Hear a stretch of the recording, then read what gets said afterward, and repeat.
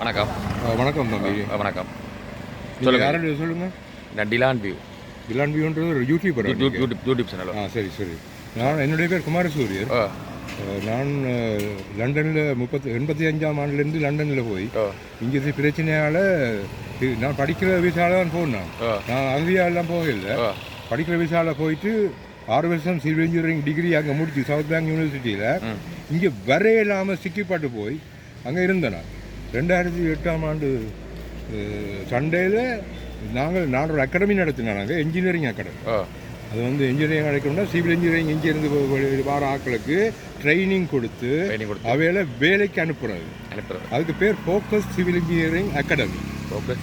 Focus academy of civil engineers. நீங்கள் வேணும்னா check பண்ணி பார்க்கலாம். அந்த பேரில் போய் கம்பெனி ஹவுஸில் 15 தான் செய்திருக்கு. Civil engineers limited, focus civil engineers limited. இப்போ நான் இலங்கையில் வந்து 15 இருக்கு. நான் வந்து 84ஆம் ஆண்டு இந்த நாட்டை விட்டு வெளிக்கிட்டுனா ராமேஸ்வரத்துக்கு கப்பலால் போய், அதாவது வந்து இங்கேயெல்லாம் பிரச்சனை யாழ்ப்பாணத்தில் மறைக்க துவங்கிட்டாங்க. நான் இந்த யாழ்ப்பாணத்தில் டெலிகம்யூனிகேஷன் அந்த வோக்கர்ஸ் கம்பெனிக்கு அண்டர் கிரவுண்ட் டெலிகம்யூனிகேஷன் வேலை செய்தேன்.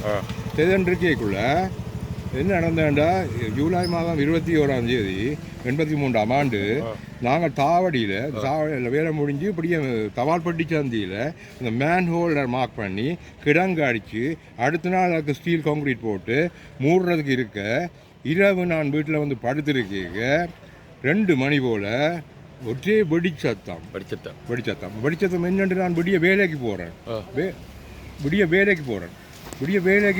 தவால்பட்டி சந்தியில் இரவு 2 மணிக்கு சத்தம் எல்லாம் கேட்டால் போல அடுத்த நாள் நான் நோமலாக இருந்து வேலைக்கு போகிறேன். எங்கள் ஆஃபீஸ் வந்து சுதுமலையா? நோ நான் சுதுமலை சப் கான்ட்ராக்ட் வேலை செய்யும் போது மெயின் கான்ட்ராக்டர்ஸ் வந்து ஓக்கர்ஸ் கொழும்புலேருந்து வந்து இந்த சாந்தி தியேட்டர் ஒழுங்கிக்கல ஆஃபீஸ் எங்களுக்கு. நான் வேலைக்கு வரேன். அவன் சொல்லி போட்டாங்க என்னென்னா இப்படி பிரச்சனை 13 ஆமியை சாக்காட்டி என்று சொல்லி எங்களோட கம்பெனி எடுத்து மூடியாச்சு. இந்த கம்பெனி இன்ஜினியரிங் கம்பெனி கொழும்புல தான் இருக்கு.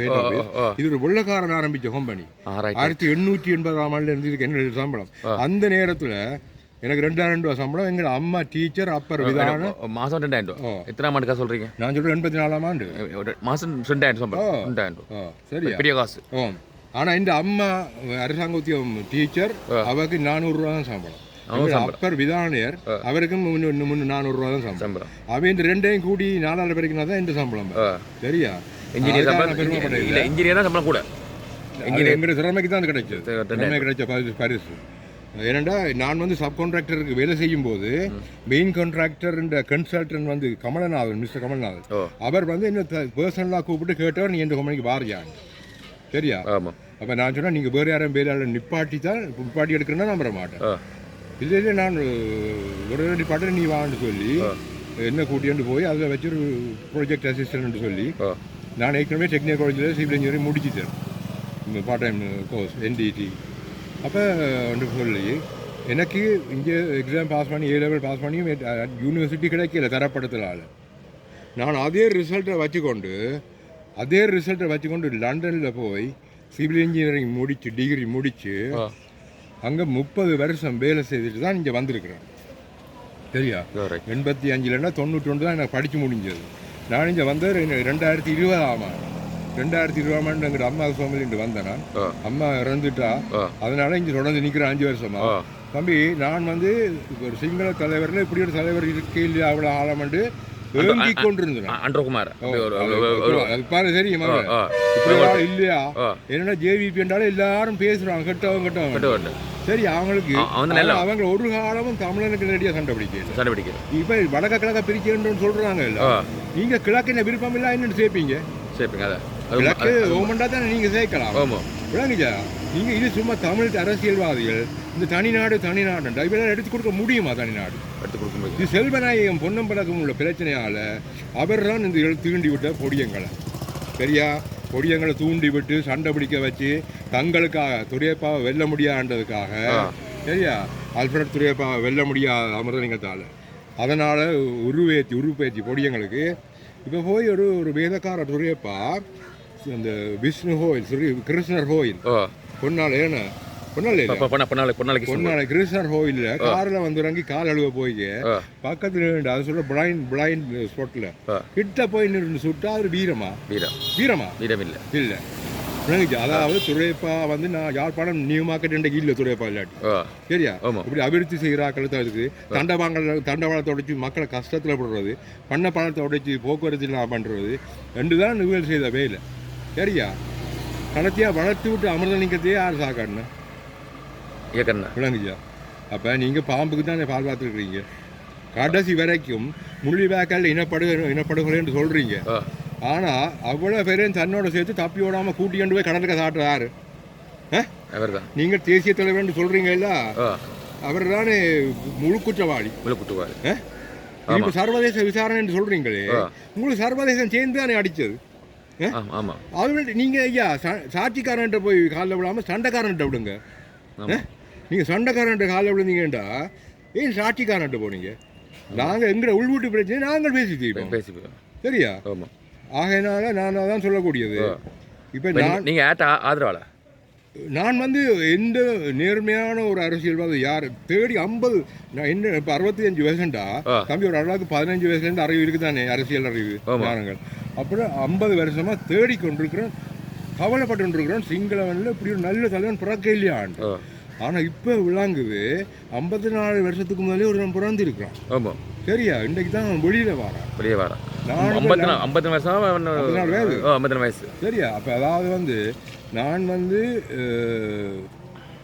2020ஆம் ஆண்டு இங்கே வாரேன் அதுக்கு பிறகு நான் லண்டனுக்கு திருப்பி போகவும் இல்லை நீ போக வேண்டிய அவசியம் இல்லை ஏனெண்டா என்னுடைய அறிவு எல்லாத்தையும் எடுத்துட்டேன் நாங்கள் கல்வி அறிவு அனுபவம் எல்லாத்தையும் எடுத்து நான் இந்த நாட்டுக்கு பிரயோகிக்கிறக்காக தான் வந்தேன் இங்கேயும் வந்து ஒரு இன்ஜினியரிங் கம்பெனி 15 தான் இருக்கு சரியா நான் யஃப்னா யூனிவர்சிட்டியில் கம்ப்யூட்டர் லேப் எக்ஸ்டென்ஷன் வேலை செய்ய நான் கொஞ்சம் நாள் வேலை செய்து பார்த்தேன் நான் ஆனால் இங்கே சரியான குறைபாடுகள் என்னண்டா இந்த ஹெல்த் அண்ட் சேஃப்டின்றது கவனம் இல்லை ஒன்றும் இல்லை ஒரு சர்க்கரை ஒட்டால் நடந்து போய் சொல்லி விடுவாங்க சரி அப்போ அதெல்லாம் நமக்கு சரி வரா அதை நான் பார்த்து கான்கிரீட் போடும்போது வெறுங்காலோட நின்று குழைக்கிறாங்களா வீட்டில் அதெல்லாம் அப்படி வருத்தம் பெருமண்டு அவங்களுக்கு ஒரு இந்த கான்ட்ராக்டர் என்னண்டா சப்பாத்து வண்டி கொடுக்குற காசை மிச்சம் பிடிக்கிறதுக்காக அவருக்கு ஒன்று கொடுக்காம கிளவுஸ் வண்டி கொடுக்காம சரியா நாங்கள் கன்ஸ்ட்ரக்ஷன் இண்டஸ்ட்ரியில் இருந்தால் இந்த சப்பாத்து இந்த மஞ்சள் பேஸ்ட் இரும்பு சப்பாத்து அது மஞ்சள் பேஸ்ட்டு கிளவுஸு கண்ணாடி கண்ணுக்கு இது இல்லாமல் கதவால் உள்ளே போயிடலாம் வேலை தளத்துக்கு உள்ளே போயிடலாம்